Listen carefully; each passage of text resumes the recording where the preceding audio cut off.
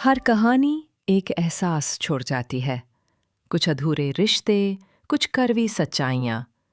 ये है एक ऐसी कहानी जो हर बार दिल छू जाती है।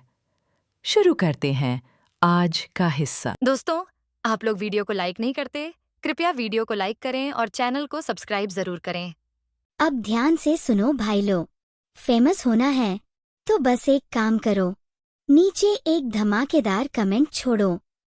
सबसे हटके कमेंट को मिलेगा मेरे अगली वीडियो में वीआईपी शाउट आउट। मतलब आपका नाम, आपके शब्द पूरे यूट्यूब पर छा जाएंगे। तो सोच क्या रहे हो? कमेंट ठोको और बन जाओ हमारे फेमस फैमिली का हिस्सा। एपिसोड 851 3 सूर्यों को सक्रिय करो। स्वर्ग से एक विशाल भाला टूटते तारे की तरह नीचे आया। इसमें एक विनाशकारी शक्ति थी। इसकी अप्रतिरोध्य शक्ति ने शीर्ष योद्धाओं को चौंका दिया और वे जल्दी से पीछे हट गए। हर कोई देख सकता था कि देवता ध्रुवांत को मारने के लिए दृढ़ था। वह अपनी पूरी ताकत लगा रहा था। धड़ाम धड़ाम जमीन लगातार धंसती जा रही थी और हर तरफ बड़ी बड़ी दरारें पड़ गई थीं। जिस स्थान पर ध्रुवांत गिरा था, वहां की विशाल चट्टानें भयानक दबाव की शक्ति के नीचे विस्फोट करने लगीं। वे धूल में बदल गईं। देवता ने इस प्रहार में अपनी सारी शक्ति समेकित कर ली थी।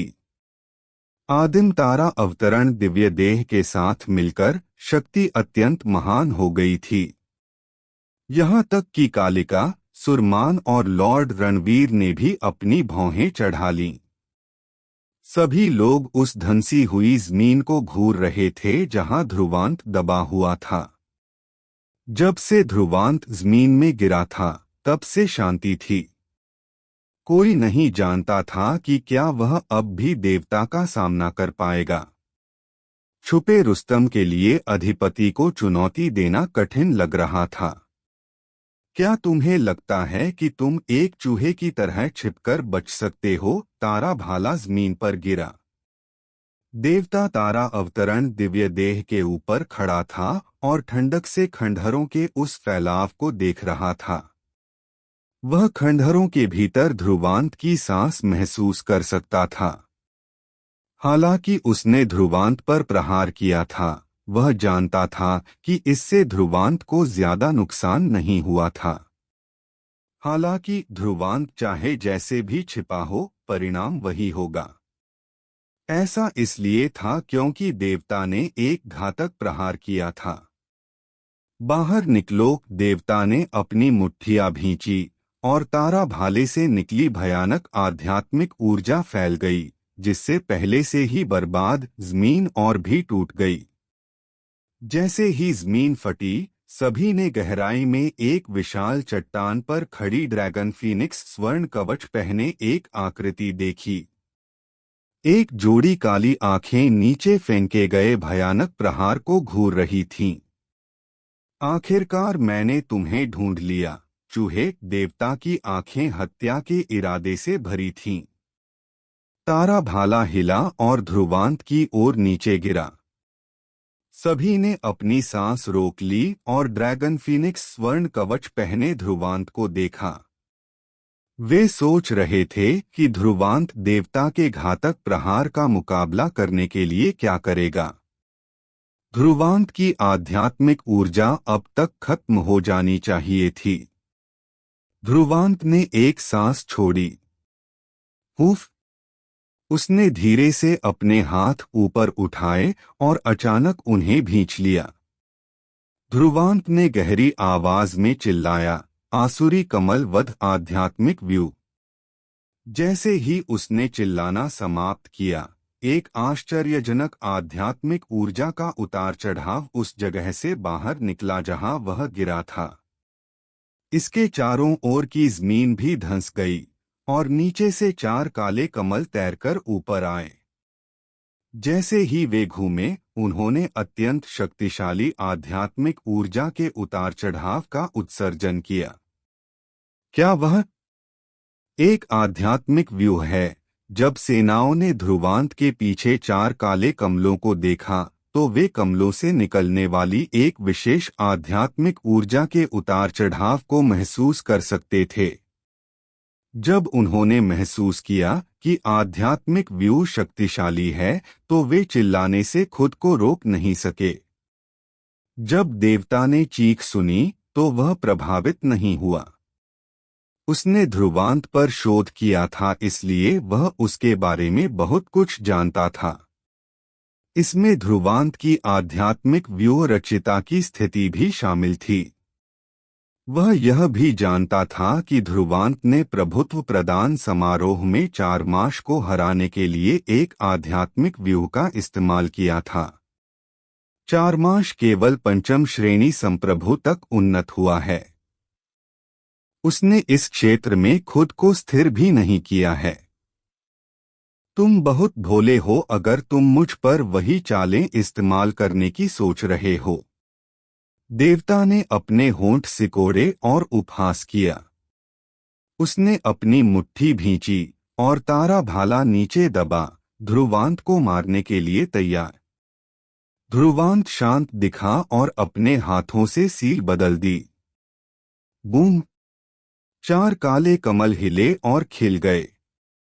पुष्प केसर के चारों ओर काली रोशनी तेजी से इकट्ठा हुई।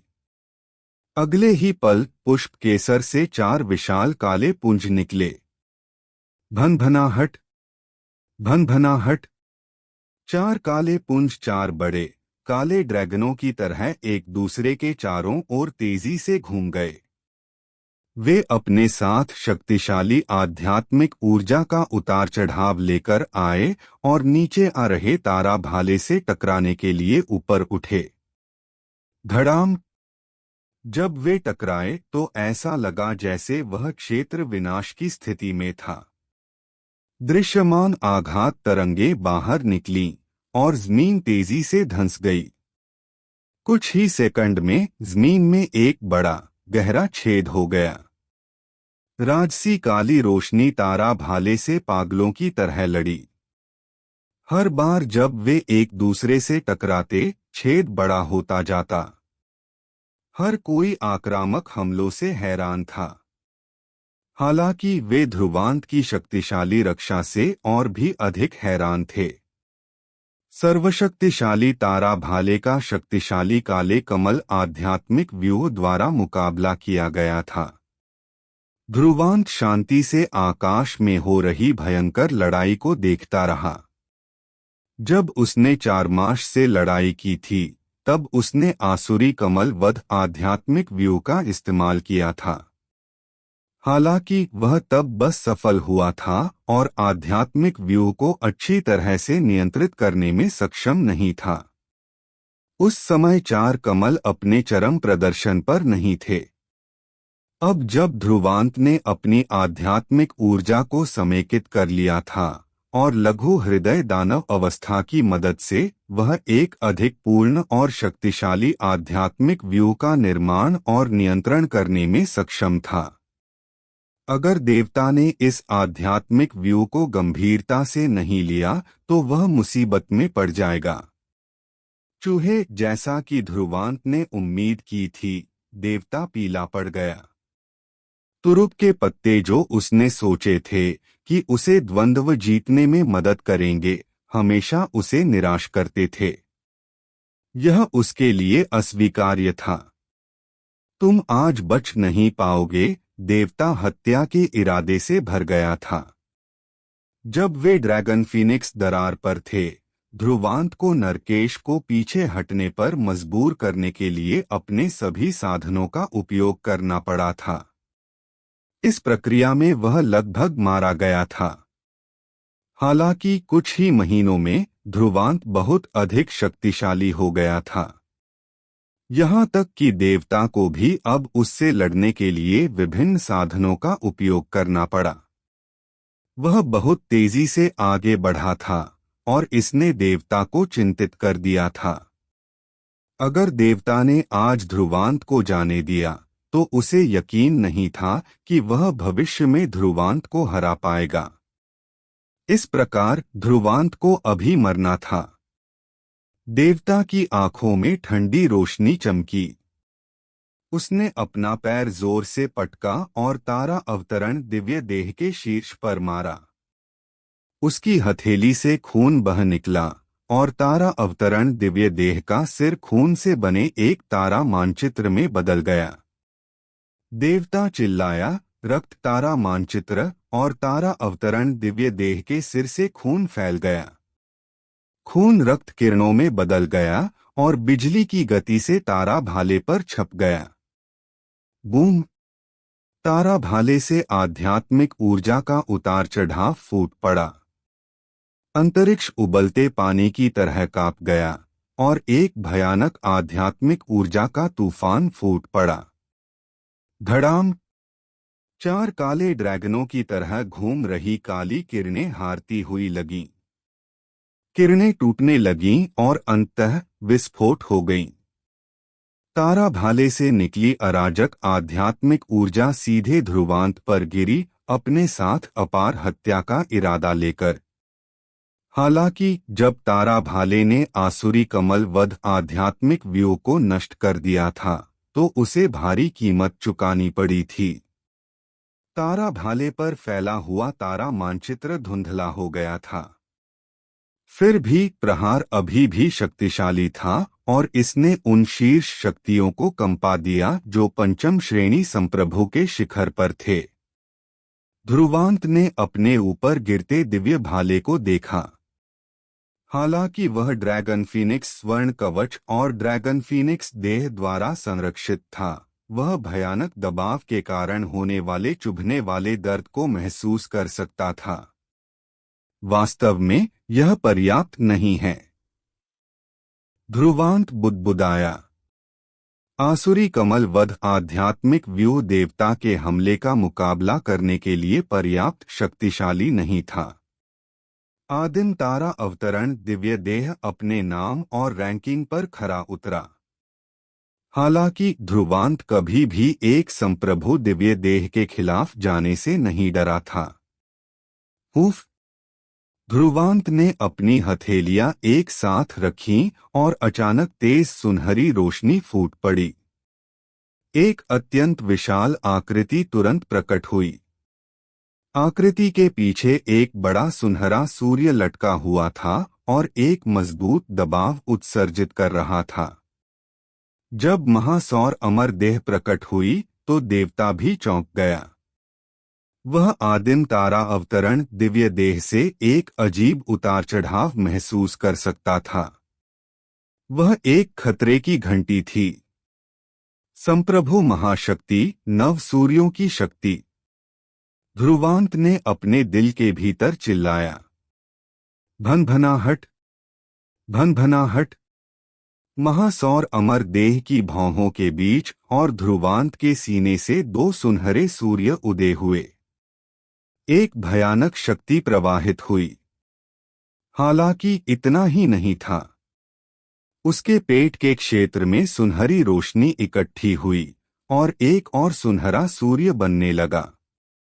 नव सूर्यों की शक्ति, 3 सूर्यों को सक्रिय करो। जैसे ही ध्रुवांत चिल्लाया, शीर्ष शक्तियां पीली पड़ गईं जब उन्होंने इसकी शक्ति देखी। महासौर अमर देह एक दिव्य रोशनीमुखी की तरह फट पड़ी। पूरी स्थिति अचानक बदल गई। एपिसोड 852 दोनों पक्ष पराजित। महासौर अमर देह की भौहों के केंद्र, छाती और निचले पेट से 3 चमकदार सुनहरे झुलसाने वाले सूर्य उदय हुए और फिर एक राजसी सुनहरी रोशनी में बदल गए जो हवा में व्याप्त हो गई। सुनहरी रोशनी एक गाढ़े सुनहरे तरल की तरह थी। जहां भी यह बहती, यह पहले से भी अधिक चमकती थी। दूर से देखने पर ऐसा लगता था जैसे यह एक सुनहरे बुद्ध की मूर्ति हो जो स्वर्ग और पृथ्वी के बीच की जगह पर ऊंची खड़ी हो। अचानक एक अत्यंत चौंकाने वाला ऊर्जा उतार चढ़ाव बाहर निकला, जिससे पूरा स्थान हिल गया। इस क्षण ध्रुवांत का शरीर महासौर अमर देह में आत्मसात हो गया। उसकी दृष्टि महासौर अमर देह को भेद गई, फिर सीधे उस तारा भाले पर टिक गई जो आकाश से गिर रहा था। हालांकि वह देवता के पूर्ण हमले का सामना कर रहा था, उसकी आंखों में डर का एक निशान भी नहीं था। इसके बजाय उसकी पुतलियों में एक गहरा जुनून और लड़ने की भावना मौजूद थी। महासौर अमर देह की नव सूर्यों की शक्ति में से उसने पहले ही 3 सूर्यों की शक्ति को खोल दिया था। इस प्रकार की शक्ति का खुलना एक विशाल ड्रैगन की तरह था जो आगे बढ़ रहा था और उसके शरीर में दहाड़ रहा था, क्योंकि यह एक भयानक शक्ति साथ लाया था जो पूरी दुनिया को मरोड़ने के लिए पर्याप्त थी। हालांकि देवता सबसे मजबूत पंचम श्रेणी संप्रभुओं में से एक था और उसने आदिम तारा अवतरण दिव्य देह जैसे उच्च श्रेणी के संप्रभु दिव्य देह की साधना की थी। अगर वे 2 संप्रभु दिव्य देहों की तुलना करें तो ध्रुवांत को उसके द्वारा साधित महासौर अमर देह पर पूरा भरोसा था। ऐसा इसलिए था क्योंकि इस महासौर अमर देह का अंतिम विकास वही था जिसका उल्लेख किंवदंतियों में किया गया था। यह आदिम अमर देह था जो शीर्ष 10 आदिम दिव्य देहों में से एक था। हालांकि इस महासौर अमर देह को केवल आदिम दिव्य देह का निम्नतम रूप माना जा सकता था, फिर भी एक छोटे शेर के भी तेज पंजे होते हैं और एक युवा बाघ का भी अपना विशेष प्रकार का पराक्रम होता है। इस प्रकार जो कोई भी इसे कम आंकता उसे कीमत चुकानी पड़ती। गर्राहट।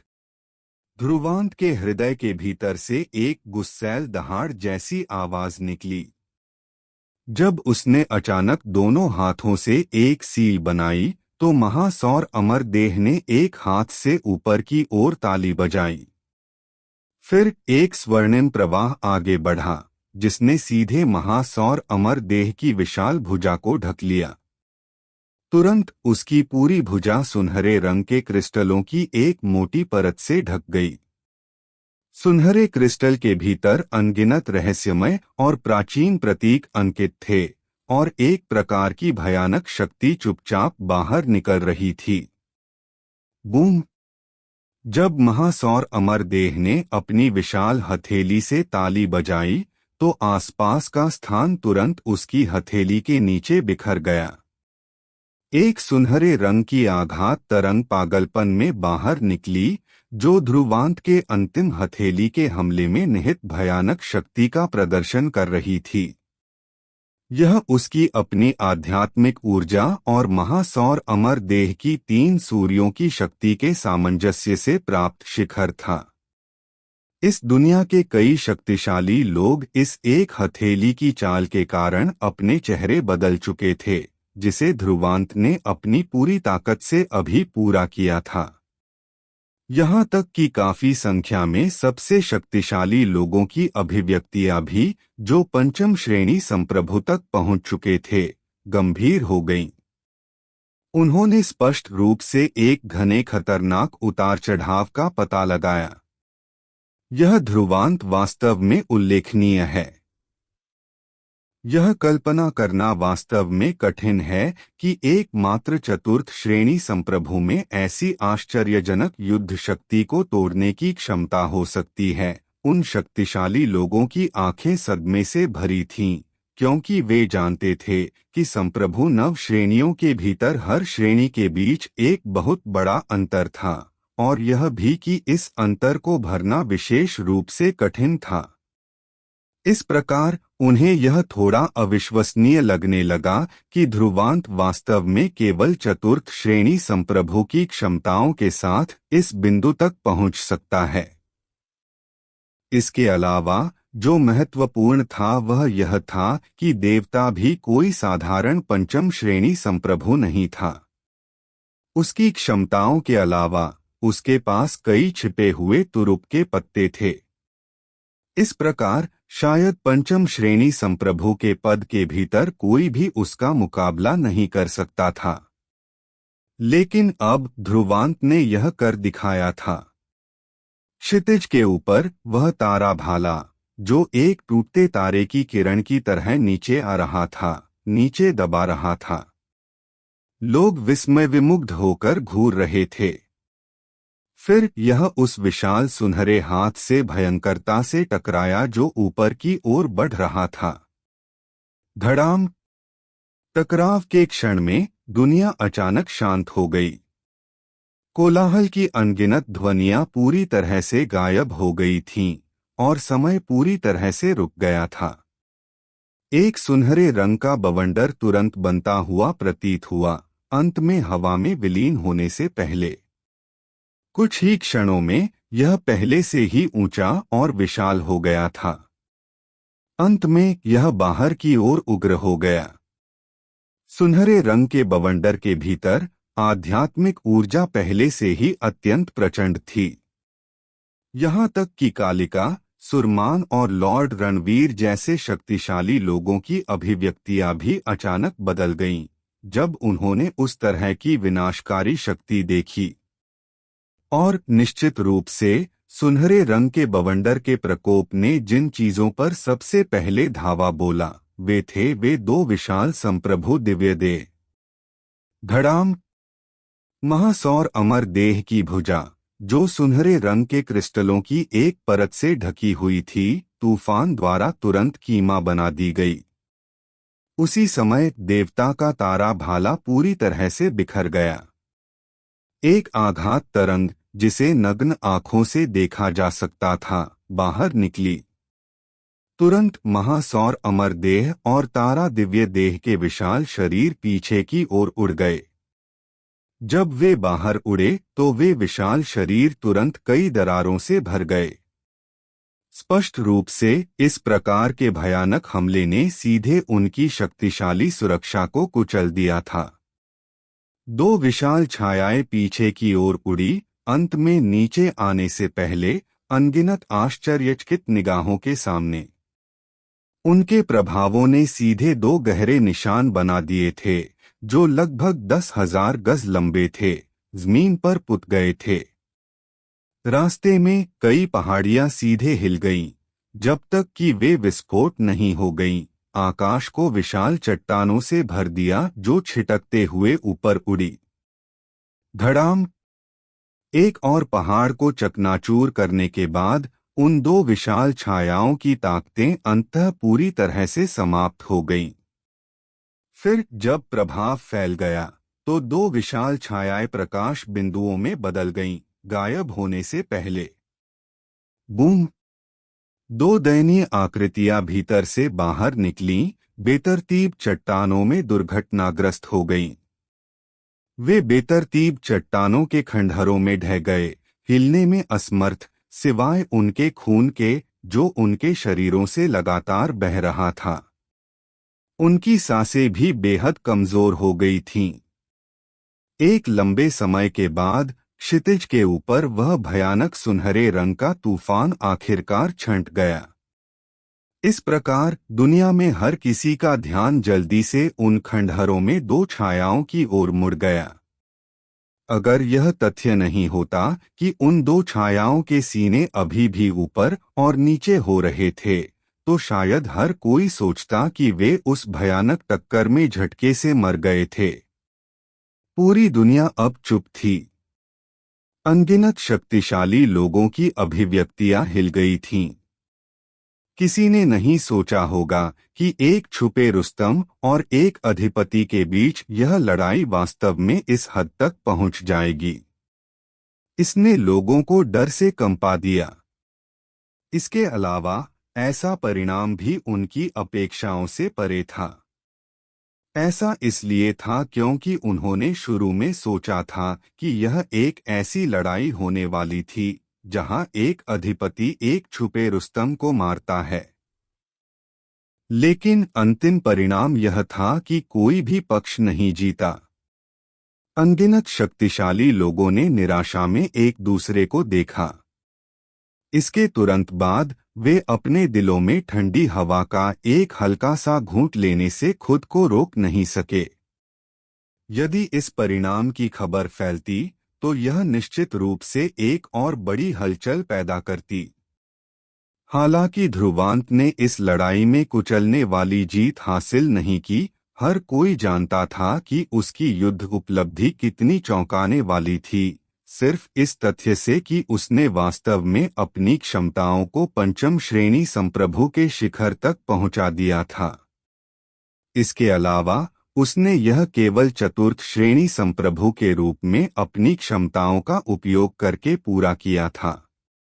यह भी प्रभावशाली था कि उसने देवता को, जिसने आदिम तारा अवतरण दिव्य देह की साधना की थी, लड़ाई को इस तरह से समाप्त करने के लिए मजबूर कर दिया था कि कोई भी पक्ष नहीं जीता। आखिरकार जब ध्रुवांत ड्रैगन फीनिक्स दरार में ड्रैगन फीनिक्स रिकॉर्ड में दूसरे स्थान पर रहे नरकेश का सामना कर रहा था, तब भी वह खतरों से घिरा हुआ था। अंत में वह केवल जबरदस्ती समय खरीद सकता था, रोशनदेव की बेटी द्वारा देवता को हराने से पहले। लेकिन अब कुछ ही महीनों के अंतराल में वह पहले से ही अपनी शक्ति पर भरोसा करके देवता का मुकाबला कर सकता था और पराजित नहीं हुआ। इस तरह का सुधार लोगों को चौंकन्ना महसूस कराने के लिए पर्याप्त था। यह लड़का प्रभावशाली है। भविष्य में डालुओ क्षेत्र से निश्चित रूप से एक योद्धा पैदा होगा। कुछ शक्तिशाली लोगों ने ध्रुवांत की बहुत प्रशंसा की, फुसफुसाते हुए ऐसी बातें कहीं। ऐसा इसलिए था क्योंकि वे सभी जानते थे कि ध्रुवांत के लिए एक देर से आने वाले के रूप में अपनी पहचान के साथ इतने कम समय में उत्तरी क्षेत्र में उभर कर सामने आना कितना दुर्लभ था। उस घाटी में रणवीर सेना के सभी लोग अवाक रह गए थे। दिग्विजय का चेहरा सदमे से भरा था और यहाँ तक कि लॉर्ड रणवीर की अभिव्यक्ति भी अत्यंत गंभीर हो गई थी। अतीत में उसने ध्रुवांत को नजरअंदाज किया था। भले ही ध्रुवांत ने चारमाश को हरा दिया था, उसके लिए ध्रुवांत और खुद जैसे अन्य अनुभवी शक्तिशाली लोगों के बीच अभी भी एक छोटा सा अंतर था। लेकिन ध्रुवांत और देवता के बीच लड़ाई देखने के बाद यह पिछली मानसिकता पूरी तरह से समाप्त हो गई थी, क्योंकि वह जानता था कि यहाँ तक कि वह भी ध्रुवांत के पिछले पूर्ण हमले को नजरअंदाज करने की हिम्मत नहीं करता। यह नौजवान निश्चित रूप से एक बाघ की तरह था। इस प्रकार उसे कम नहीं आंका जाना चाहिए। बदमाश सुरमान का चेहरा राख जैसा था और उसकी आंखें एक हत्यारी चमक के साथ टिमटिमा रही थीं। उसका चेहरा और अभिव्यक्ति भी अत्यंत निराशाजनक थे।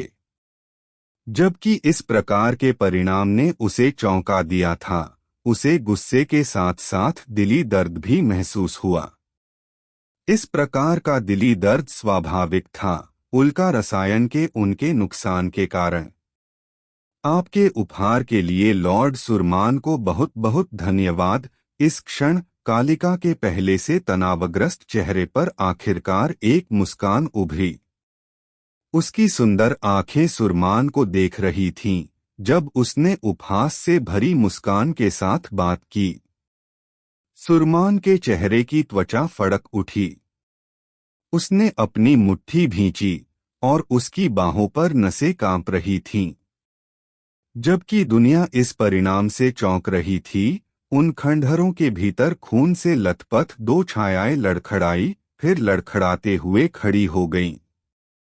ध्रुवांत की रंगत पीली थी जब उसने अपने मुंह के कोनों से खून के निशान पोंछे। उसने दूर से उदास नजर वाले देवता की ओर देखा, फिर अपना मुंह खोला और कहा, लगता है कि तुम इस बार मुझे नहीं मार सकते। देवता ने ध्रुवांत को अपनी आंखों में एक ठंडी और कठोर अभिव्यक्ति के साथ घूरा, जबकि उसके दिल में अंतहीन रोष उमड़ रहा था।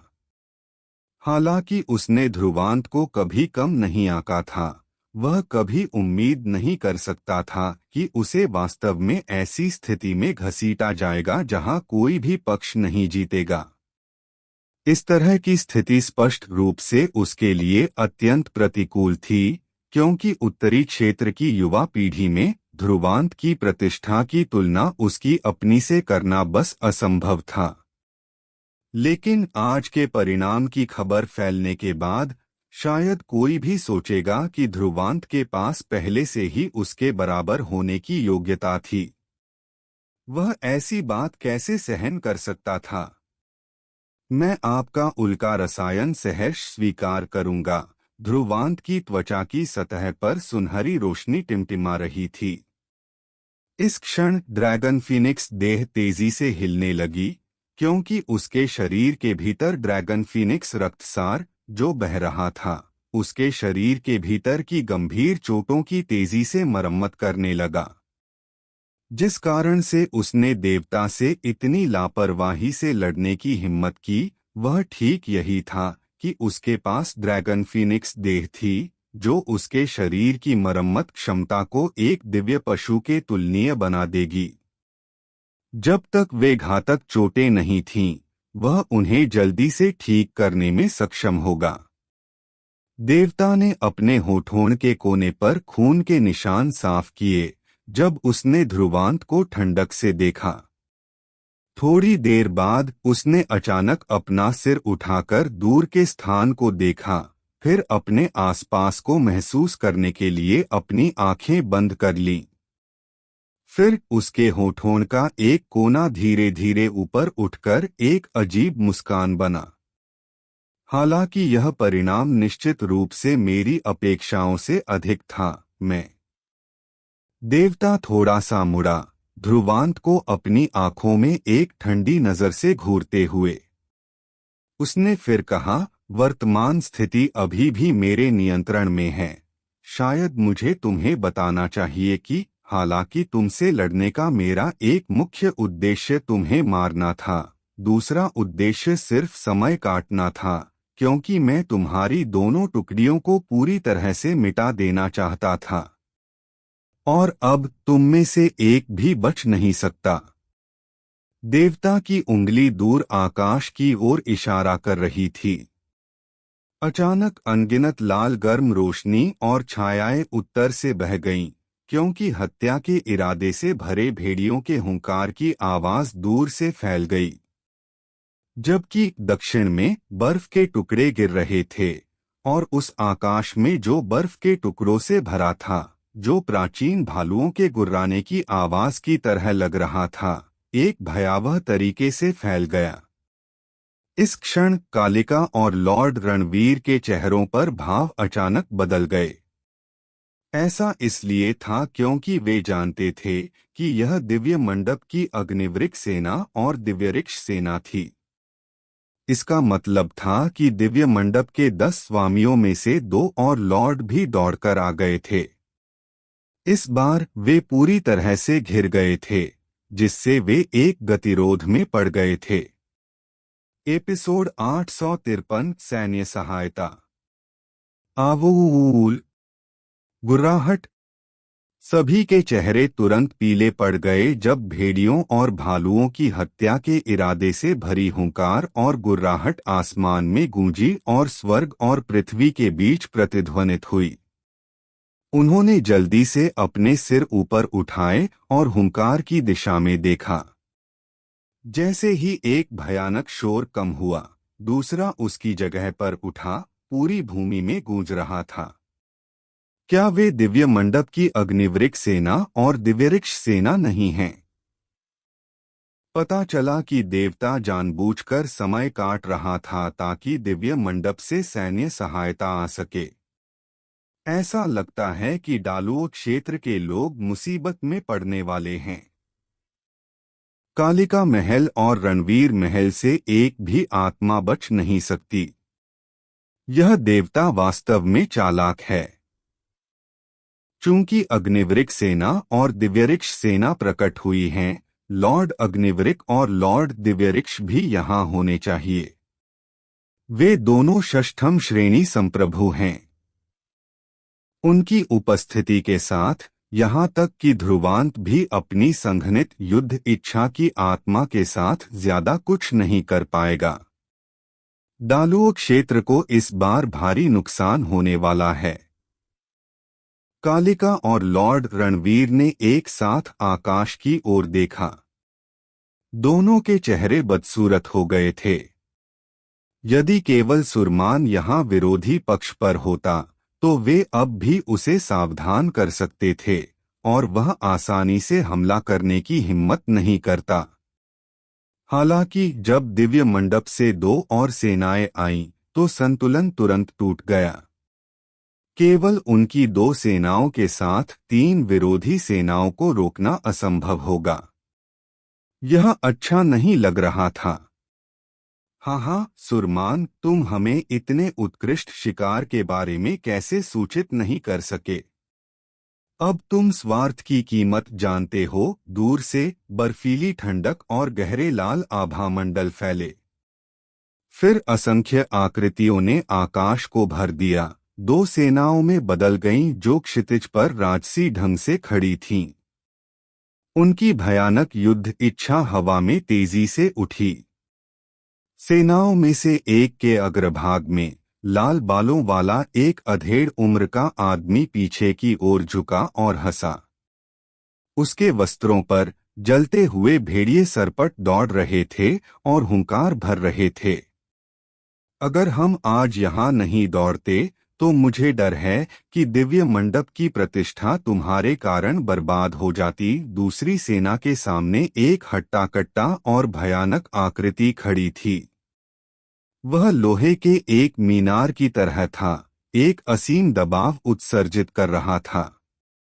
उसके चेहरे पर एक निशान उसकी आंख के कोने से तिरछा नीचे जा रहा था, जो उसके खतरनाक रूप को और बढ़ा रहा था। उस क्षण वह अपना मुंह चौड़ा खोलकर हंसा, एक विशाल आदिम भालू की तरह। उनकी तानाशाही सुनकर सुरमान का चेहरा काला पड़ गया, लेकिन उसने पलटकर जवाब नहीं दिया। उसने केवल एक असंतुष्ट आह भरी। वह समझ गया था कि अग्निवृक्ष सेना और दिव्यऋक्ष सेना की मदद के बिना रणवीर महल और कालिका महल को नीचे गिराने में उसे अत्यधिक कठिनाई का सामना करना पड़ता। आप दोनों को परेशान करने के लिए क्षमा करें। देवता ने नीचे से मुस्कान के साथ दो सेनाओं को देखा और कहा, महान शिकार दिव्य मंडप की प्रतिष्ठा के लिए महत्वपूर्ण है, लेकिन एक व्यक्ति की प्रतिष्ठा का कोई मूल्य नहीं है। मैं निश्चित रूप से इसके बाद मंडप लॉर्ड को आप दो पर्वत स्वामियों से मिली सहायता की रिपोर्ट करूंगा। हाँ, लॉर्ड देवता वास्तव में बात करना जानते हैं। लॉर्ड अग्निवृक्ष जोर से हंसा। फिर उसने तुरंत खून से लथपथ और थोड़े अजीब देवता को देखा। उसने तेजी से आश्चर्य की एक आह भरी और अपनी नजर ध्रुवांत की ओर घुमाई, जो देवता का सामना कर रहा था, और उसकी आंखों में आश्चर्य तीव्र हो गया। वह स्पष्ट रूप से देवता की ताकत को समझता था। उत्तरी क्षेत्र की युवा पीढ़ी के बीच वह लगभग बेजोड़ था, लेकिन अब जो देवता से छोटा था वह उसे इस अजीब स्थिति में धकेलने में सक्षम था। इसने वास्तव में लॉर्ड अग्निवृक्ष को हैरान कर दिया। यह बच्चा कौन है? उसने तुम्हें इस स्थिति में धकेल दिया, लॉर्ड अग्निवृक्ष ने आश्चर्यचकित होकर कहा।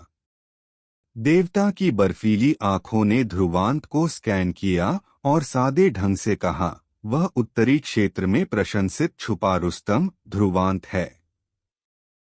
लॉर्ड अग्निवृक्ष, उसे कम मत समझो। युद्ध इच्छा पर उसका नियंत्रण शायद तुमसे भी मजबूत हो सकता है, क्योंकि वह कालिका टुकड़ी की युद्ध इच्छा की आत्मा को प्रकट करने में सक्षम था। ओह, यह सुनकर लॉर्ड अग्निवृक्ष चौंकन्ना नहीं हुआ, लेकिन लॉर्ड दिव्यऋक्ष ने ध्रुवांत को अपनी आंखों में संदेह के साथ देखा।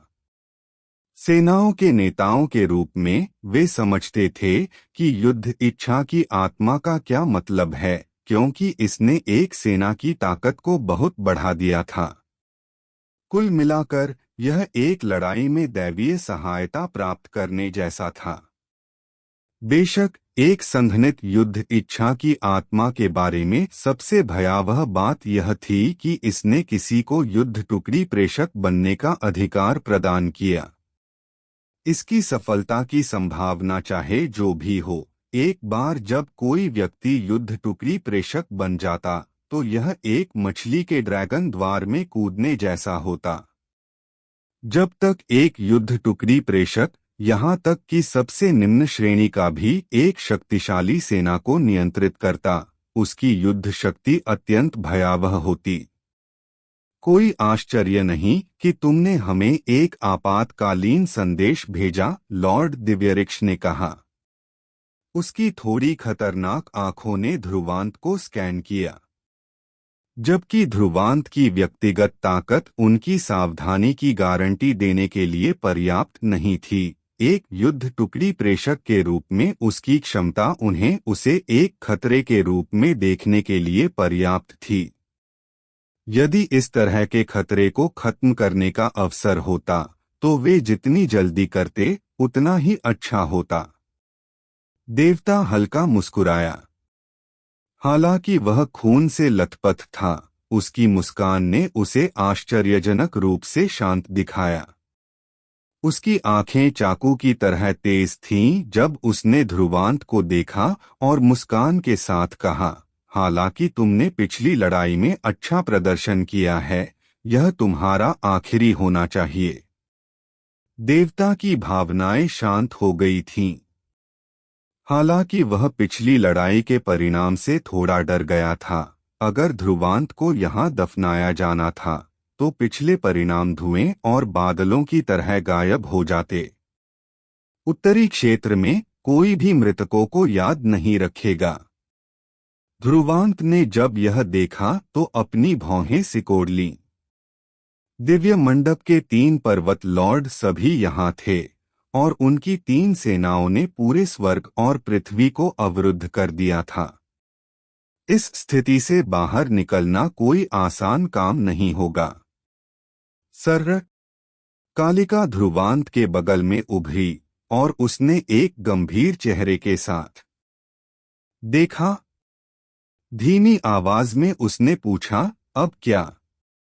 अगर हम अकेले कार्रवाई करते हैं तो हम शायद लड़कर बाहर निकल सकते हैं, लेकिन हम उस तरह से रणवीर महल को साथ नहीं ला सकते।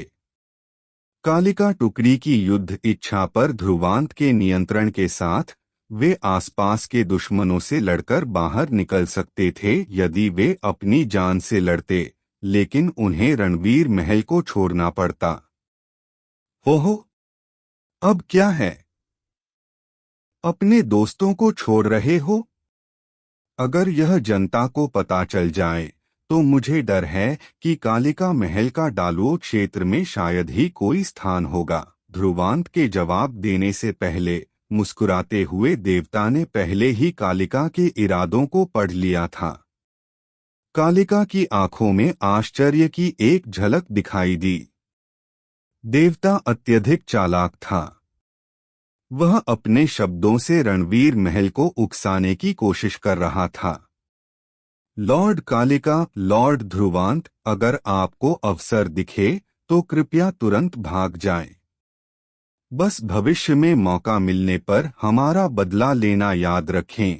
लॉर्ड रणवीर की आवाज अचानक गूंजी और उसने देवता को गंभीरता से देखा।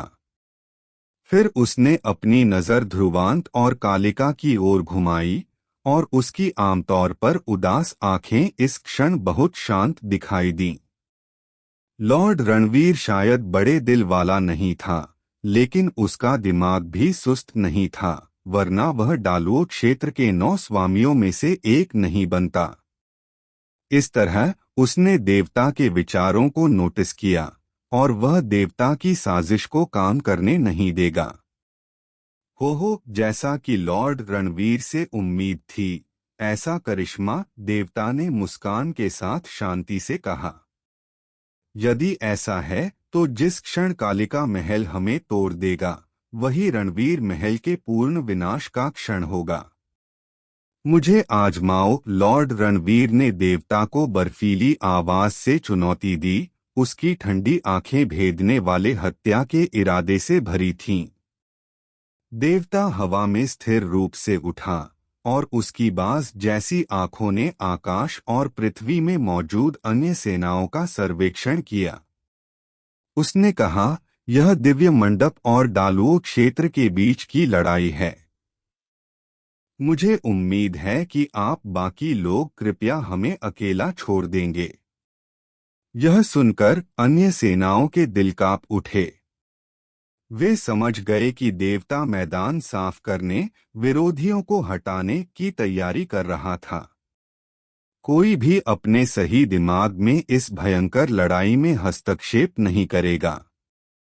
तुरंत अनगिनत आकृतियां आकाश की ओर दौड़ी और एक सुरक्षित दूरी पर पीछे हट गईं। कालिका ने जब यह देखा तो अपनी भौहें सिकोड़ लीं। उसकी आंखों में संघर्ष उसके रणवीर महल को छोड़ने और भागने के अनिर्णय को दर्शाता हुआ लग रहा था। लेकिन जब वह संघर्ष कर रही थी, ध्रुवांत ने अपनी आंखें थोड़ी मिचकाईं और उसके होंठ तेजी से ऊपर की ओर मुड़ गए।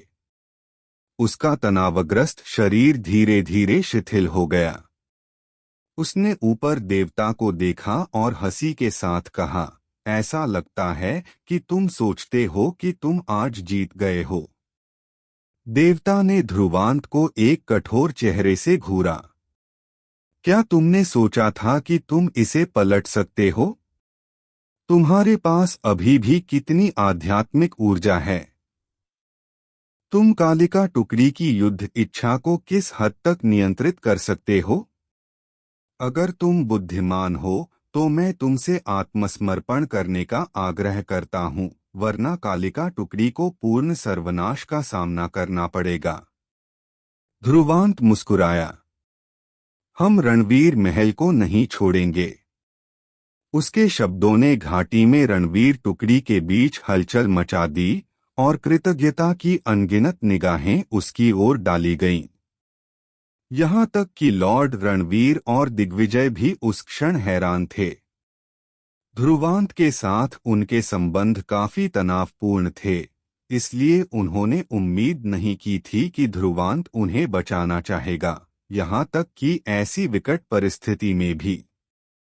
सिर्फ तुम्हारे साथ, देवता के होंठ एक व्यंग्यात्मक मुस्कान में मुड़ गए, उसकी आंखें ताना मार रही थीं। लॉर्ड अग्निवृक और लॉर्ड दिव्यऋक्ष भी ऊपर से ध्रुवांत को एक उपहासपूर्ण मुस्कान और पार किए हुए हाथों के साथ देख रहे थे, स्पष्ट रूप से उस विकट क्षण में उसकी छोटी चालों का इंतजार कर रहे थे।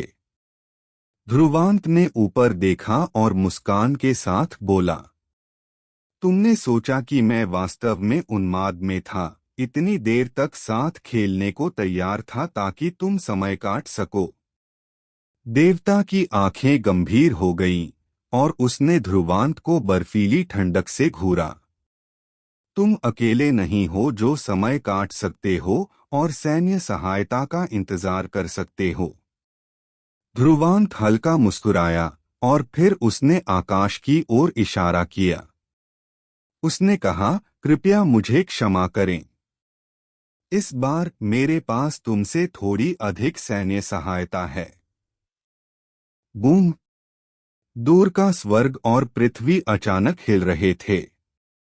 अनगिनत शक्तिशाली व्यक्तियों के दिल कांप उठे।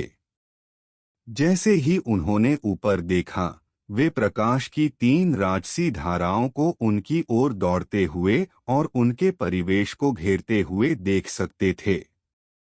प्रत्येक धारा के ऊपर 3 आकृतियां बढ़ रही थीं, विशाल आध्यात्मिक ऊर्जा का उत्सर्जन कर रही थीं जो सागरों जितनी विशाल थी जिसे दूर से भी महसूस किया जा सकता था। डालुओ क्षेत्र का शैलेंद्र महल। डालुओ क्षेत्र का गुफा महाचट्टान रक्तांश का स्थान। डालुओ क्षेत्र का आत्मा खड्ग पर्वत आत्मखड्ग का स्थान। 3 गहरी मर्दाना आवाजें गड़गड़ाई और गूंजी, अंत में बिजली की एक विशाल कड़क की तरह एक साथ आईं, स्वर्ग और पृथ्वी को हिला दिया। यहाँ तक कि लॉर्ड अग्निवृक और लॉर्ड दिव्यऋक्ष के चेहरे भी पीले पड़ गए। डालुओ क्षेत्र से हम में से किसी एक को मारने की हिम्मत कौन करता है? एपिसोड 854 पासा पलटना। दूर के क्षितिज के बीच देखा गया शक्तिशाली प्रकाश और छाया का एक प्रवाह बह गया, आकाश और पृथ्वी को ढकते हुए। यह फिर 3 विशाल सेनाओं में बदल गया, जो ऊंची खड़ी थीं, भूमि पर फैली हुई थीं। यह देखकर हर आदमी मदद नहीं कर सका, लेकिन अपना मुंह थोड़ा खोल दिया, विस्मय में हांफते हुए।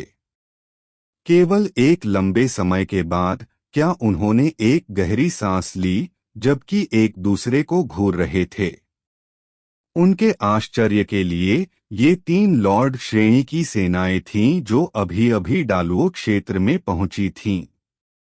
उस क्षण दिव्य मंडप और डालुओ क्षेत्र से सेनाओं की संख्या पहले ही लगभग 1 लाख तक पहुंच गई थी।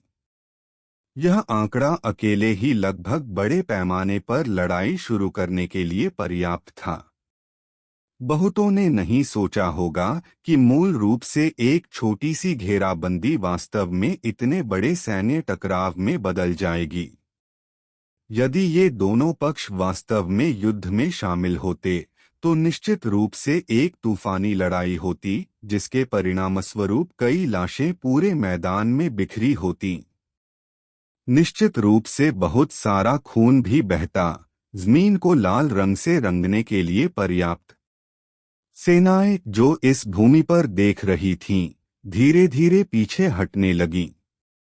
वर्तमान स्थिति को देखते हुए यदि युद्ध शुरू होता तो यह 2 शीर्ष शक्तियों दिव्य मंडप और डालुओ क्षेत्र के बीच एक खूनी लड़ाई होती।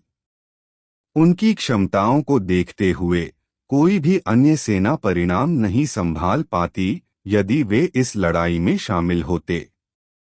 जैसे ही भूमि की अन्य सेनाओं के लोग तेजी से क्षेत्र खाली कर रहे थे, देवता, सुरमान और लॉर्ड अग्निवृक और लॉर्ड दिव्यऋक्ष जैसे कुछ अन्य लोगों के चेहरों पर भयानक भाव थे।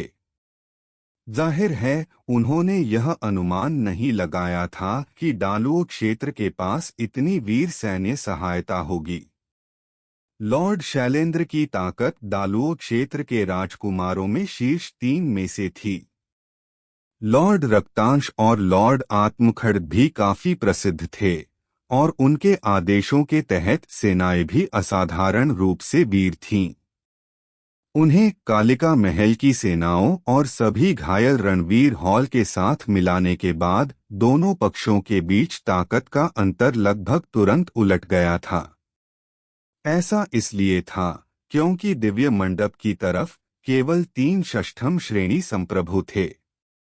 इस बीच डालुओ क्षेत्र की तरफ षष्ठम श्रेणी संप्रभुओं की संख्या पलक झपकते ही 2 से बढ़कर 5 हो गई। यदि वे पूरी ताकत लगाते तो दिव्य मंडप निश्चित रूप से बहुत भारी कीमत चुकाता। इसके विपरीत देवता, कालिका और लॉर्ड रणवीर ने आहें भरीं, जैसे कि वे अभी-अभी एक भारी जिम्मेदारी से मुक्त हुए हों। सौभाग्य से सैन्य सहायता ठीक समय पर आ गई, अन्यथा वे मुसीबत में पड़ जाते।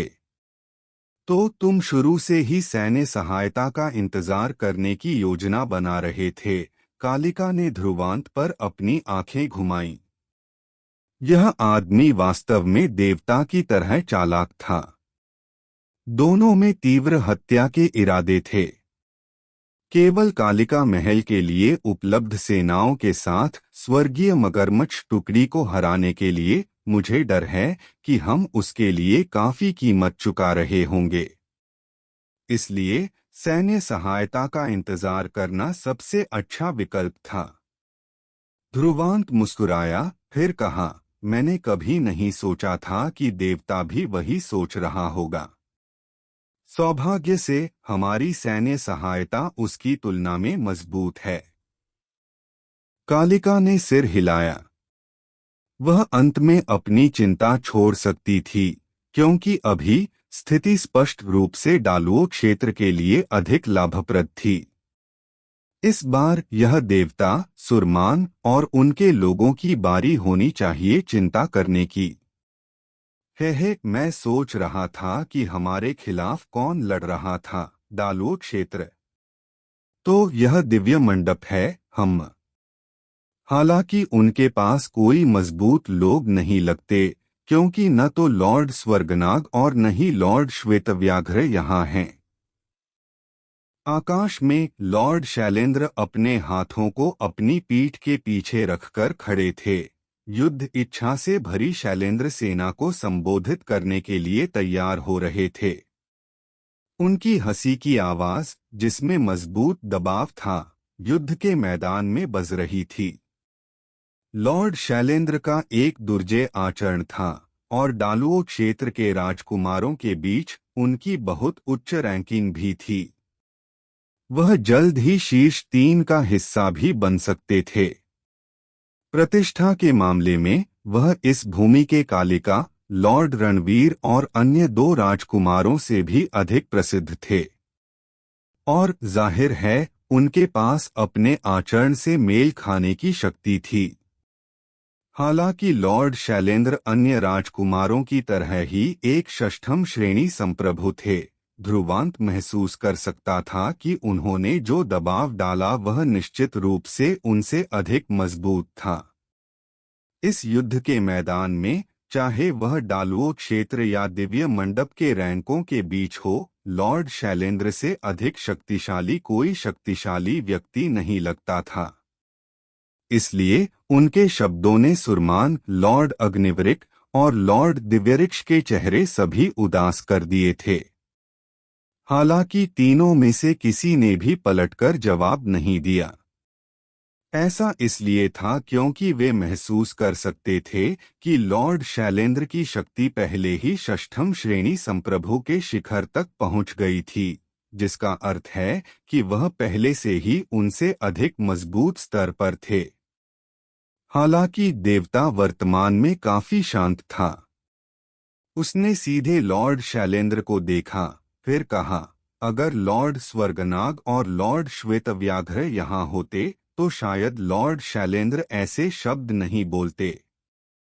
युवा पीढ़ी के बीच सर्वश्रेष्ठ में से एक के रूप में, जिन्हें विशेष रूप से दिव्य मंडप द्वारा प्रशिक्षित किया गया था, देवता स्वाभाविक रूप से लॉर्ड शैलेंद्र की शक्ति से भयभीत नहीं था, जो षष्ठम श्रेणी संप्रभु के शिखर पर थी। ऐसी अर्थहीन धारणा बनाना व्यर्थ है, देवता। ध्रुवांत मुस्कुराया। उसकी चिढ़ ने देवता का चेहरा पीला कर दिया था, क्योंकि वह अभी गुस्से से भरा हुआ था। देवता ने मूल रूप से सोचा था कि वह स्थिति के नियंत्रण में है, लेकिन अब पासा एक पल में पलट गया था। यह स्थिति ऐसी थी जैसे एक खरगोश जो खाया जाने वाला था, अचानक लंबे दांत उगा लेता, फिर अपने शिकारी को खाने की कोशिश करता। तो तुम सोचते हो कि तुम्हारी जीत सुनिश्चित है, सिर्फ इसलिए कि तुम्हारी सैन्य सहायता थोड़ी मजबूत है, देवता ने ठंडक से जवाब दिया। अपनी तेज आंखों से ध्रुवांत को घूरते हुए उसने जोड़ा, अगर हम वास्तव में पूरी ताकत लगाते हैं तो तुम लोगों को अभी भी कीमत चुकानी पड़ेगी, इसलिए मेरा सुझाव है कि तुम। ध्रुवांत ने उसकी धमकी की बिल्कुल परवाह नहीं की, इसलिए उसने देवता को अपना वाक्य खत्म करने का इंतजार भी नहीं किया। इससे पहले कि उसने अपना सिर उठाकर लॉर्ड शैलेंद्र और अन्य 2 राजकुमारों को देखा, कहा, हमला करने की तैयारी करो, तुम तीनों। इस दिन खून बहाया जाएगा। ध्रुवांत रणवीर हॉल की ओर मुड़ा। फिर उसने गहरी आवाज में कहा, लॉर्ड रणवीर, कृपया हमले में रणवीर टुकड़ी का नेतृत्व करें। आज्ञा का पालन होगा। लॉर्ड शैलेंद्र उस क्षण हंस पड़े, उनकी हंसी प्रशंसा से भरी थी। जाहिर है ध्रुवांत का निर्णय उन्हें बहुत पसंद आया था। चूंकि उनके पास बढ़त थी, उन्हें पूरी ताकत लगानी चाहिए, क्योंकि हर चीज में बलिदान अनिवार्य था।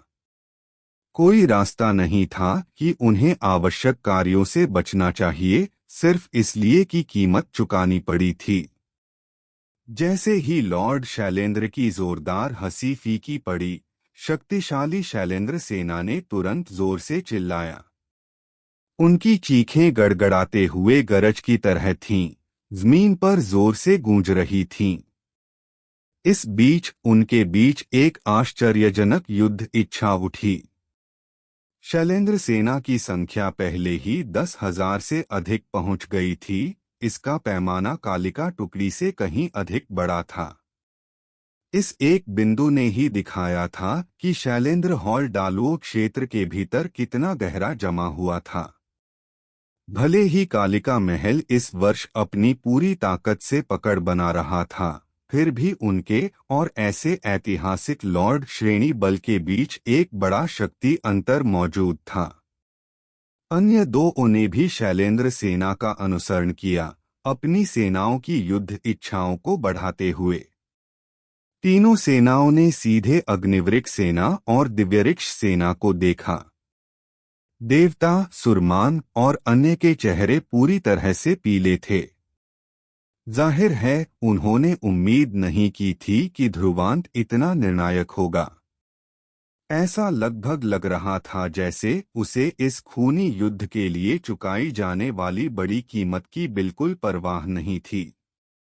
अब हमें क्या करना चाहिए? देवता, सुरमान, लॉर्ड अग्निवृक और लॉर्ड दिव्यऋक्ष ने आपस में चर्चा की। उनकी आवाजें आध्यात्मिक शक्ति से ढकी हुई थीं। वर्तमान में डालुओ क्षेत्र ने पूरी तरह से बढ़त हासिल कर ली थी। यदि ध्रुवांत, लॉर्ड शैलेंद्र और अन्य वास्तव में ऐसा बलिदान करने को तैयार थे, तो दिव्य मंडप की उनकी 3 सेनाओं को वास्तव में भारी चोटें लग सकती थीं। देवता का चेहरे का रंग तुरंत बदल गया। फिर उसने अपने दांत भींचे और कहा, चलो पीछे हटते हैं। हमें अपनी ताकत बचानी चाहिए, क्योंकि हमारे पास उनसे लड़ने का कोई कारण नहीं है, खासकर जब वे संख्या में अधिक हों। जब हम दिव्य मंडप सेना से मिलेंगे, तब हमें आज का बदला लेने का मौका मिलेगा। सुरमान, लॉर्ड अग्निवृक और लॉर्ड दिव्यऋक्ष केवल अपने दांत भींच सके और उसके शब्द सुनकर सिर हिला सके। इस स्थिति को देखते हुए यदि वे वास्तव में पूरी ताकत लगाते तो उन्हें भारी नुकसान होता। भले ही पूरी ताकत लगाने से डालुओ क्षेत्र को किसी छोटे तरीके से कीमत चुकानी पड़ सकती थी, बिना किसी संदेह के उनकी अपनी कीमत अधिक होती। धड़ाम। चूंकि एक निर्णय लिया जा चुका था, सुरमान और अन्य लोगों ने अब और संकोच नहीं किया। अपनी बाहों की एक लहर के साथ विशाल सेनाओं की युद्ध इच्छा उठी। वे 3 दिशाओं में तेजी से पीछे हटे, तेज रोशनी में बदलने के बाद। चूंकि हम यहां आ ही गए हैं, हमें कम से कम कुछ तो करना ही चाहिए। स्थिति को देखते हुए लॉर्ड शैलेंद्र ने एक खर्राटे भरी, फिर अचानक अपना हाथ लहराया। एक पल में शैलेंद्र सेना आश्चर्यजनक युद्ध इच्छा से भर गई। उनके पूरे रैंकों ने आकाश और पृथ्वी को ढक लिया, पूरी तरह से उस दिशा को ढंकते हुए जिधर दिव्यऋक्ष सेना पीछे हट रही थी। अन्य 2 लॉर्ड भी उसी समय अपनी सेनाओं का नेतृत्व कर रहे थे, अग्निवृक सेना पर निरंतर हमला कर रहे थे। धड़ाम। हालांकि दिव्यऋक्ष सेना और अग्निवृक सेना पीछे हट रही थीं, जाहिर तौर पर उनकी रक्षा अभी भी मजबूत थी। जैसे ही दुश्मनों के हमले उन पर आ रहे थे, उन्होंने तुरंत अपनी युद्ध इच्छा से अपना बचाव किया। जैसे ही सेनाओं की युद्ध इच्छा टकराई, पूरा युद्ध क्षेत्र हिल रहा था। भयानक युद्ध इच्छाएं तूफान मचा रही थीं, और पहाड़ पलक झपकते ही एक एक करके जमींदोज किए जा रहे थे। फिर भी दिव्यऋक्ष सेना और अग्निवृक सेना जाहिर तौर पर शैलेंद्र सेना और अन्य 2 लॉर्ड श्रेणी सेनाओं के पूर्ण हमले को रोक नहीं सकीं। जैसे ही उनकी युद्ध इच्छाएं टकराईं, दिव्यऋक्ष सेना और अग्निवृक सेना की युद्ध इच्छाएं टूटने लगीं। इस दौरान कई घायल हुए या मारे गए। ध्रुवांत भी इस क्षण आकाश में उड़ गया। कालिका टुकड़ी के सामने फिर से जल्दी से प्रकट हुआ। उसका शरीर सुनहरी रोशनी से चमक रहा था। साथ ही देवता के साथ तलवारें पार करते समय उसे जो चोट लगी थी वह लगभग पूरी तरह से ठीक हो गई थी, उसके शरीर की पुनर्योजी शक्ति के कारण, जो एक दिव्य पशु के तुलनीय थी। कालिका ध्रुवांत के बगल में प्रकट हुई, उत्सुकता से पूछ रही थी, अब हमें किसके खिलाफ लड़ना चाहिए? ध्रुवांत की आंखें सीधे देवता पर टिकी थीं, जो स्वर्गीय मगरमच्छ टुकड़ी का अनुसरण कर रहा था। वह निश्चित रूप से देवता से डरता था। इस तरह उसने तुरंत निर्धारित किया कि वह देवता को आसानी से भागने नहीं दे सकता, खासकर जब उसने ध्रुवांत को घायल करने की इतनी कोशिश की थी। हम उसे जाने नहीं दे सकते, इसलिए ध्रुवांत ने अपनी तर्जनी उंगली दूर के देवता की ओर इंगित की। ध्रुवांत की काली आंखों में हत्या का इरादा बह रहा था। हमला ध्रुवांत ने अपना हाथ नीचे लहराया, जिससे उसके पीछे की कालिका टुकड़ी तुरंत उत्पात मचाने लगी। आधे दिन तक पीछे हटने के बाद आखिरकार उनके लिए अपने लड़ने के कौशल का प्रदर्शन करने का समय आ गया था। एपिसोड 855 गिरे हुए कुत्ते को मारना। जब ध्रुवांत ने कालिका टुकड़ी की कमान संभाली तो राजसी युद्ध इच्छा तुरंत विशाल लहरों में उसकी ओर वापस आ गई। इसकी तीव्रता और दृढ़ता ने लॉर्ड शैलेंद्र और उनके अनुयायियों को अचानक एक अज्ञात आतंक से जकड़ लिया। कारण न जानते हुए उन्होंने लगभग अपनी इंद्रियों पर संदेह किया। हालांकि ध्रुवांत ने उस पर ध्यान नहीं दिया। वह मध्य हवा में खड़ा था और युद्ध इच्छा उसके पैरों के नीचे एक उथल-पुथल वाले स्याही समुद्र की तरह घूम रही थी। अपनी आंखें आंशिक रूप से बंद करके वह युद्ध इच्छा में डूब गया, जैसे कि यह उसके दिल में गूंजता हुआ एक अनंत गर्जन हो, जिससे उसका खून उबल रहा था। ध्रुवांत के लिए कालिका युद्ध इच्छा पर नियंत्रण पुनः प्राप्त करना एक बाघ को उसके पिंजरे में वापस डालने जैसा था। युद्ध इच्छा के सागर के भीतर वह आसानी से अपनी शक्तिशाली शक्ति महसूस कर सकता था, जो केवल अपनी उंगली उठाकर दुनिया को टुकड़ों में कुचलने में सक्षम थी। क्या वह देवता के साथ अपनी पिछली लड़ाई में इस शक्ति का उपयोग करने में सक्षम होता, तो बाद वाले की तथाकथित आदिम तारा अवतरण दिव्य देह पूरी तरह से नष्ट हो जाती, क्योंकि यही युद्ध इच्छा की शक्ति है। हालांकि युद्ध इच्छा स्वयं से उत्पन्न नहीं हुई थी और कई तरीकों से प्रतिबंधित थी, फिर भी कभी-कभी शीर्ष शक्तियों को भी इसकी अत्यधिक विनाशकारी शक्ति को स्वीकार करना पड़ता था। प्राचीन काल में शीर्ष युद्ध रणनीतिकारों की प्रसिद्धि स्वर्ग और पृथ्वी के बीच अजेय स्वामियों के बराबर थी। यह सच है कि एक युद्ध रणनीतिकार की शक्ति उसकी विशाल सेना के समर्थन के बिना बहुत कम हो जाएगी, लेकिन जब एक शीर्ष युद्ध रणनीतिकार के पास एक विशाल अभिजात सेना का समर्थन होता, तो अजेय स्वामियों में सर्वोच्च माने जाने वाले भी उसे थोड़ी सी भी अवमानना करने की हिम्मत नहीं करते। हमारी पिछली लड़ाई में दोनों पक्षों को भारी नुकसान हुआ। मुझे लगता है कि यह एक और बार जाने का समय है। ध्रुवांत की तेज काली आंखों ने दूर तक देखा, जहां स्वर्गीय मगरमच्छ टुकड़ी ने जल्दबाजी में पीछे हटने के लिए एक रक्षात्मक गठन ग्रहण कर लिया था। देवता उनके बीच था, घोड़ों और लोगों की भीड़ में छिपा हुआ था, लेकिन उसकी बर्फीली नजर अभी भी ध्रुवांत को भीतर तक छेद रही थी। स्लैम। ध्रुवांत ने निर्णायक रूप से अपनी हथेली नीचे मारी और उसके दिमाग के एक संकेत के साथ कालिका युद्ध इच्छा तुरंत जेठ काली लहरों की तरह लुढ़क गई, एक स्पष्ट उज्ज्वल चीख जारी की जो स्वर्ग और पृथ्वी पर गूंज उठी। आत्मा तुरंत एक विशाल अंधकार पक्षी में बदल गई जिसके विशाल शरीर पर जटिल युद्ध प्रतीक उकेरे हुए थे। वह शानदार युद्ध इच्छा वास्तव में इतनी मजबूत थी कि उसके चारों ओर हवा में लहरें पैदा कर सकती थी। युद्ध इच्छा की आत्मा। यह तभी हुआ जब युद्ध इच्छा की आत्मा साकार हुई कि लॉर्ड शैलेंद्र और उनके अनुयायियों को आखिरकार एहसास हुआ कि क्या हो रहा था। डर से उनकी पुतलियां फैल गईं।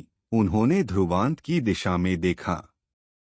यह ध्रुवांत यह सोचने के लिए कि वह इतनी कम उम्र के बावजूद युद्ध इच्छा की इतनी उच्च स्तर की महारत हासिल करने में सक्षम है, लॉर्ड शैलेंद्र ने गंभीरता से टिप्पणी की। उनके अधीन कई शीर्ष लड़ाके और अनगिनत उत्कृष्ट सेनापति थे, लेकिन उनमें से कोई भी कभी भी युद्ध इच्छा की आत्मा को साकार करने के ध्रुवांत के स्तर तक पहुंचने में कामयाब नहीं हुआ था। लॉर्ड शैलेंद्र के पीछे ज्यादा दूर नहीं खड़े महेंद्र भी कालिका टुकड़ी के ऊपर मंडराती युद्ध इच्छा की आत्मा को एक अपठनीय अभिव्यक्ति के साथ देख रहे थे। वह जो कभी डालुओ क्षेत्र के 4 महानतम सेनापतियों में से एक के रूप में स्वीकार किया गया था, केवल प्रशंसा में आहें भर सकता था। ध्रुवांत के इस कदम ने उसे इतना चौंका दिया कि उसने चुनौती देने और पीछा करने की इच्छा भी खो दी। भूष। सभी की चौकस निगाहों के नीचे युद्ध इच्छा की आत्मा ने साकार होते ही अपने पंख नीचे की ओर फड़फड़ाए, एक भूष ध्वनि के साथ हवा को काटते हुए और प्रकाश की एक चमक जारी की जिसने आकाश को एक अत्यंत तेज ब्लेड की तरह चीर दिया। अगले ही पल यह स्वर्गीय मगरमच्छ टुकड़ी के ठीक ऊपर थी, बेरहमी से उन पर गरज रही थी। प्रकाश की एक चमक ने आकाश को 2 भागों में विभाजित कर दिया। सुरमान स्वर्गीय मगरमच्छ टुकड़ी के बीच खड़ा था और नीचे की ओर गिरते हुए प्रकाश की चमक देख रहा था।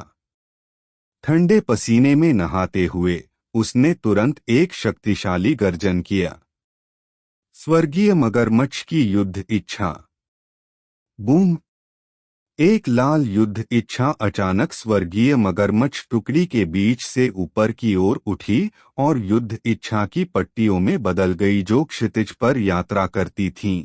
उस प्रकाश की चमक की ओर उग्र रूप से दौड़ती हुई उसे रोकने के प्रयास में। बैम बैम। हालांकि उसका रोकने का प्रयास अंततः निष्फल रहा। युद्ध इच्छा की पट्टियां वहीं टूट गईं जहां प्रकाश की चमक ने उन्हें छेद दिया था। प्रकाश की चमक की सहज विनाशकारी गति को देखते हुए स्वर्गीय मगरमच्छ टुकड़ी के सेनापति डर से जम गए। आकाश को चीरने के लिए पर्याप्त तेज प्रकाश की चमक आखिरकार जमीन पर पहुंच गई और अचानक चीखें गूंज उठीं। स्वर्गीय मगरमच्छ टुकड़ी के बीच खून उगलते हुए शरीर जमीन पर गिर गए, स्पष्ट रूप से प्रकाश के हमले से प्रभावित थे। यह सिर्फ उनका पहला सामना था, लेकिन स्वर्गीय मगरमच्छ टुकड़ी ने पहले ही अपने सैकड़ों कुशल योद्धा खो दिए थे।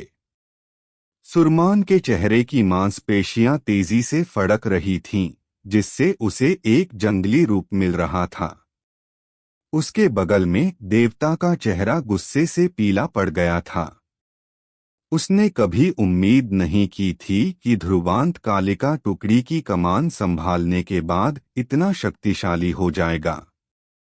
तुरंत पीछे हटो, सुरमान ने अपनी सांस के नीचे गुर्राया, यह महसूस करते हुए कि घाटी में फंसी रणवीर टुकड़ी बाहर निकलने और कालिका टुकड़ी के साथ मिलकर स्वर्गीय मगरमच्छ टुकड़ी को घेरने की तैयारी कर रही थी। जब ऐसा होता तो वे गंभीर संकट में पड़ जाते। उन्हें अकेले ही पीछे हटना पड़ा, क्योंकि लॉर्ड अग्निवृक और लॉर्ड दिव्यऋक्ष को लॉर्ड शैलेंद्र की 3 टुकड़ियों द्वारा पीछे हटने के लिए मजबूर किया गया था और वे मदद भेजने का जोखिम नहीं उठा सकते थे। ध्रुवांत ने स्वर्गीय मगरमच्छ टुकड़ी के बड़े पैमाने पर पीछे हटने को उदासीनता से देखा। जाहिर है उसका उन्हें गिरे हुए को और मारने का यह अवसर छोड़ने का कोई इरादा नहीं था। अपनी बाह की एक लहर के साथ कालिका टुकड़ी एक विशाल काले बादल की तरह दिखाई दी। उनके ऊपर युद्ध इच्छा की आत्मा ने अपने विशाल पंख फड़फड़ाए और राजसी युद्ध इच्छा की एक लहर के साथ कालिका टुकड़ी को अनगिनत काले पंखों में बदल दिया जो तेज तीरों की तरह जमीन की ओर बढ़े। स्वर्ग के ऊपर एक विशाल सेना जल्दबाजी में पीछे हट रही थी और दूसरी सेना उनकी एड़ी पर गर्म थी। हर बार जब दो युद्ध इच्छाओं का क्रूर आमना सामना होता, हवा कांप जाती और नीचे की जमीन फट जाती। हर आमना सामना के साथ दोनों पक्षों को नुकसान हुआ, हालांकि स्पष्ट रूप से स्वर्गीय मगरमच्छ टुकड़ी द्वारा झेले गए नुकसान, जिनके दिल लड़ाई में नहीं थे, अधिक गंभीर थे। हालांकि उनके पास संख्या के मामले में लाभ था, कालिका टुकड़ी ने युद्ध इच्छा की आत्मा के समर्थन से अंतर को पाटने में कामयाबी हासिल की। ध्रुवांत की छाया युद्ध इच्छा की खोपड़ी के ऊपर दिखाई दी। उसने स्वर्गीय मगरमच्छ टुकड़ी के जल्दबाजी में पीछे हटने या यूं कहें उनके बीच देवता को संकुचित आंखों से देखा, अपनी उंगली घुमाते हुए। अचानक वह रुका और हल्के से हवा पर टैप किया। बस सभी दिशाओं में नीचे की ओर बढ़ते काले पंखों ने अचानक दिशा बदल दी। बिजली की तरह तेज उन्होंने स्वर्गीय मगरमच्छ युद्ध इच्छा के अवरोध को चकमा दिया और देवता को अपने लक्ष्य के रूप में साधा, उस पर उग्र रूप से गोलीबारी की। स्पष्ट रूप से ध्रुवांत अपने कट्टर दुश्मन देवता को नष्ट करने के लिए इस अवसर का लाभ उठाने की योजना बना रहा था। देवता का चेहरा बदल गया जब उसने अपनी ओर बढ़ते काले पंखों को देखा। वह काले पंखों को घेरने वाली अपार शक्ति को महसूस कर सकता था, क्योंकि वह शक्ति पूरी कालिका टुकड़ी की एकत्रित युद्ध इच्छा थी। ध्रुवांत निश्चित रूप से बदल गया था। बूम!